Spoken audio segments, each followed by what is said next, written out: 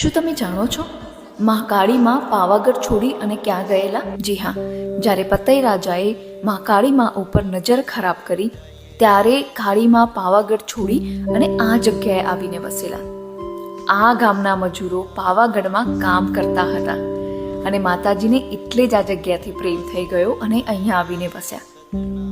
અહીંયા માતાજીની જે મેઇન મૂર્તિ આપણને બધાને બતાવવામાં આવે છે એની પાછળ માતાજીની સ્વયંભૂ મૂર્તિ છે અને એ એટલી અદ્ભુત મૂર્તિ છે કે હું એનું વર્ણન ન કરી શકું, કેમ કે મેં એ જોયેલી છે અને જે એકવાર જોશે એ માતાજીનું ભક્ત તો જરૂર બની જશે. અહીંયા અઘોરીઓએ માતાજીની સેવા કરેલી છે. એવું કહેવાય છે કે અહીંયાથી 7 અલગ અલગ રસ્તા નીકળે છે. એક રસ્તો ભવનાથ, એક રસ્તો પાવાગઢ, એક રસ્તો બીજી જગ્યાએ, આવી 7 અલગ અલગ જગ્યાએ નીકળે છે રસ્તા. અને આ લોકોએ ટ્રાય પણ કરેલું છે કે એ રસ્તા ક્યાં જાય છે.